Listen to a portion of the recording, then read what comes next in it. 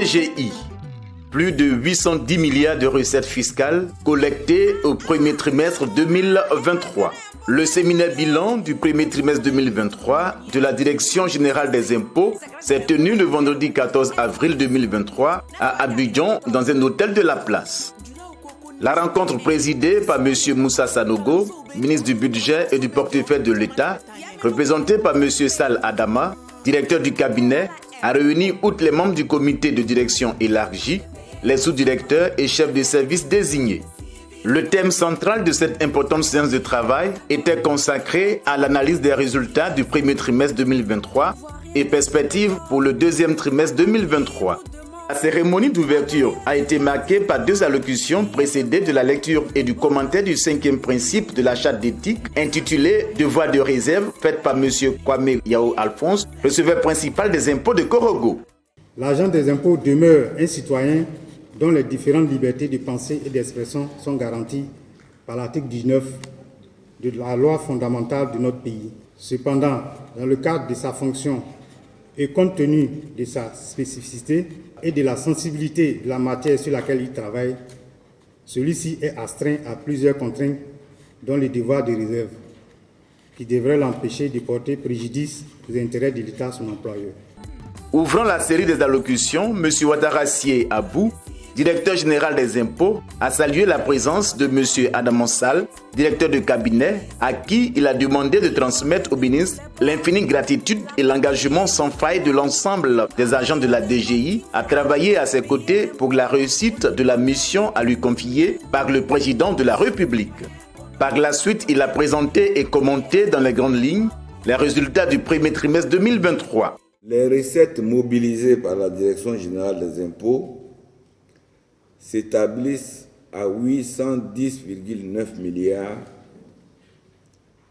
contre un objectif fixé à 796,9 milliards, ce qui dégage une modeste plus-value de 14 milliards par rapport à l'objectif qui nous attend au plan annuel, mais au moins qui nous situe à un taux de recouvrement d'environ 102%.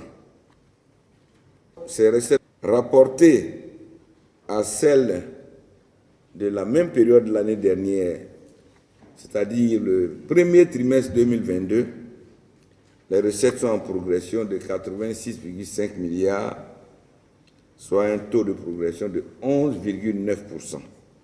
Je voudrais vous adresser d'ores et déjà mes vives félicitations, mes chaleureux encouragements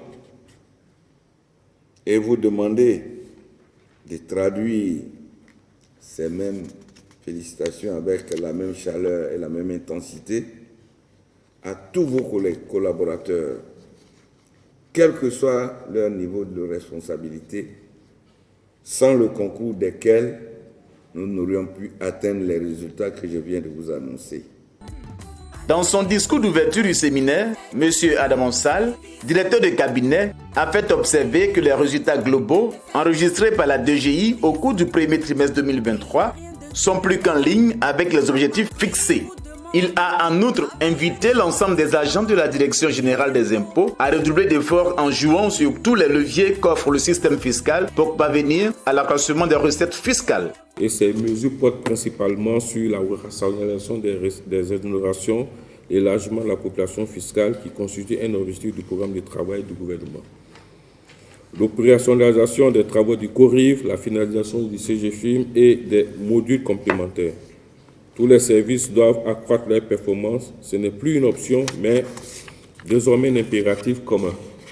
Je voudrais particulièrement insister sur le potentiel encore intact de certaines matières fiscales, telles que le foncier, le contrôle fiscal, le secteur informel et bien d'autres, et des efforts spécifiques devront être déployés pour améliorer les résultats de la TVA, de l'impôt sur les salaires, de l'impôt sur les bénéfices, et je n'oublie pas les taxes forfaitaires relevant des directions régionales.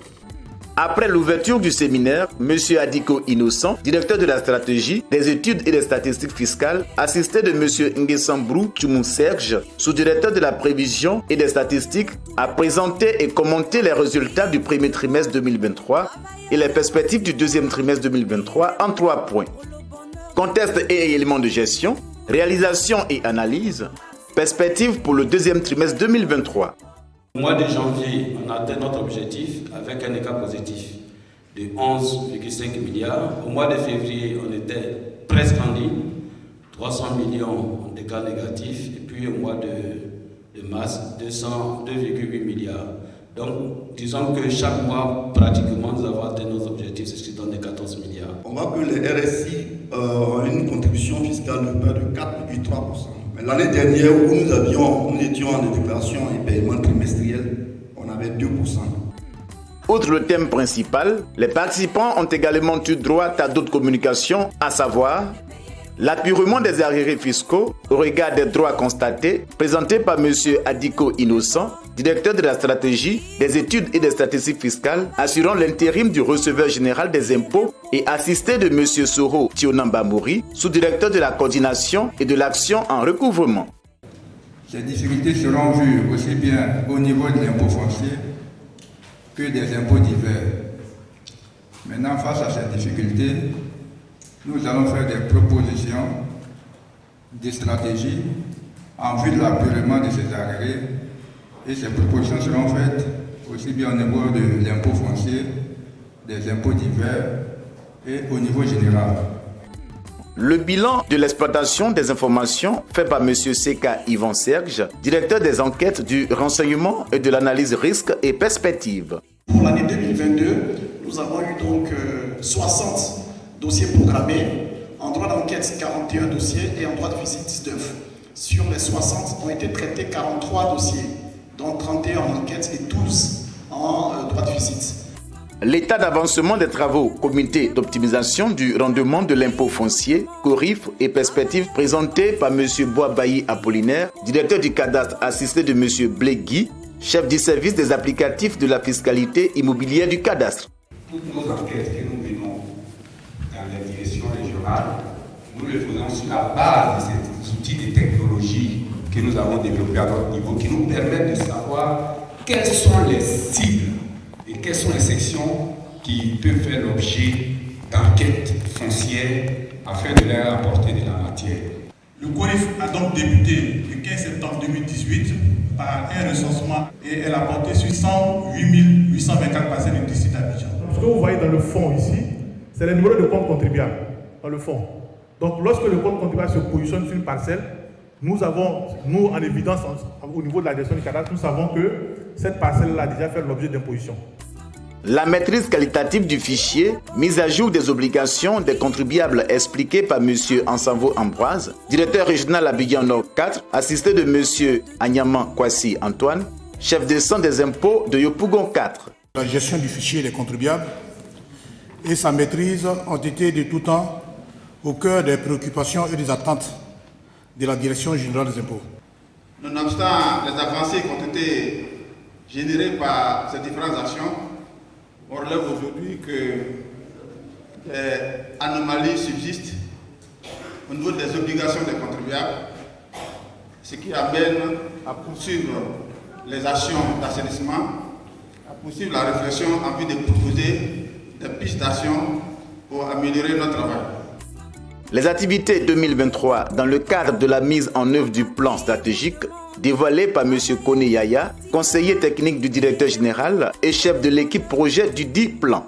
Nous avons fini de faire la tournée à l'intérieur du pays. Il est seulement que nous devons maintenant voir la direction régionale d'Abidjan.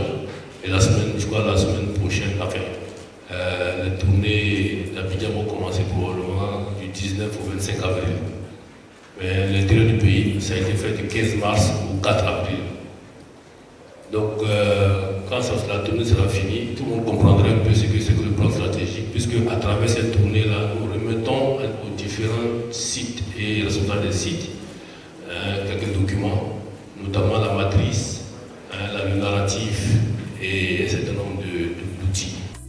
À l'issue des différentes présentations et au terme des échanges, le séminaire a fait d'importantes recommandations, notamment en matière d'impôts fonciers, l'assainissement et l'automatisation de la procédure de régularisation des IPR, la régulation des retenues de 2003 à 2012 sur les baux des forces armées. En matière d'impôts divers, le dégrèvement diligent des montants provenant d'erreurs de saisie, de doublons et d'arriérés fictifs.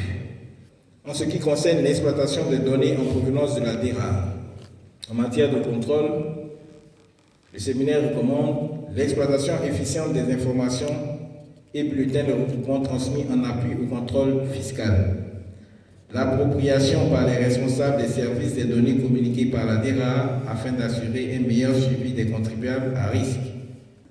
En matière de recouvrement, le recouvrement spécifique des redressements issus de l'exploitation des bulletins de recouvrement, identification dans le système d'information des émissions et des recouvrements issus de l'exploitation des bulletins de recouvrement.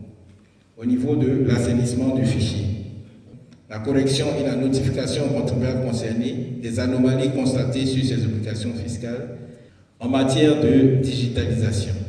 Le séminaire recommande l'extension progressive de l'outil informatique e-cadastre aux zones de l'intérieur du pays. Les directeurs centraux et régionaux ont procédé à la signature de contrats de performance. Travailleurs de Côte d'Ivoire, payer l'impôt pour le bonheur de tous. Vénérable citoyen, honorable citoyen, payez. Dans son discours de clôture, M. Ouattara Abou a mis un accent particulier sur la promotion des valeurs morales qui doivent être le leitmotiv de l'ensemble des agents. Il a également instruit tous les services à l'effet de se donner les moyens pour permettre à la Direction générale des impôts d'être en ligne par rapport à l'objectif du deuxième trimestre 2023 qui se chiffre à 1114,6 milliards, en hausse de 15,9% par rapport au recouvrement de la même période en 2022. Ce que je demande, c'est que nous puissions traduire dans les actes et dans les faits les constats que nous avons relevés au cours de ces séminaires, que nous puissions capitaliser nos forces, nos acquis, que nous puissions les transmettre à nos collaborateurs, ces forces et ces acquis. Parce qu'on peut être fort seul, mais autour, si les autres sont faibles, vous n'êtes pas fort. À la fin des travaux, quelques participants et le directeur général des impôts ont bien voulu livrer leurs impressions. Avec l'aide de la hiérarchie, qu'on se retrouve en fin d'année avec une plus-value plus nette, plus encore supérieure à ce qui avait été prévu. Nous pouvons le faire pour le deuxième trimestre 2023. Nous avons donné l'engagement d'atteindre les objectifs à nous assigner. Le DG a dit des mots forts, notamment l'encadrement de proximité que nous devons mettre en œuvre, également la mobilisation et la motivation des agents. Aller de manière très pointue dans la gestion, dans le suivi des engagements, des dossiers, et surtout faire en sorte que l'objectif qui nous a été assigné puisse être atteint. Et nous allons continuer cet effort pour rester toujours en ligne par rapport à l'objectif qui nous a été assigné. Alors qu'est-ce que nous allons faire? Nous allons mettre nos soldats du fils à l'ouvrage. Ne pas relâcher et travailler davantage pour que nous puissions atteindre les objectifs annuels. Il faut qu'on s'assure que tout le monde a joué à son poste, que tout le monde a fait ce qu'il y avait à faire. Si ce n'est pas fait, qu'on puisse le corriger pour les échéances futures, afin qu'à la fin de l'année, la DG soit à la hauteur des attentes de nos autorités. Ensemble, cultivons le civisme fiscal.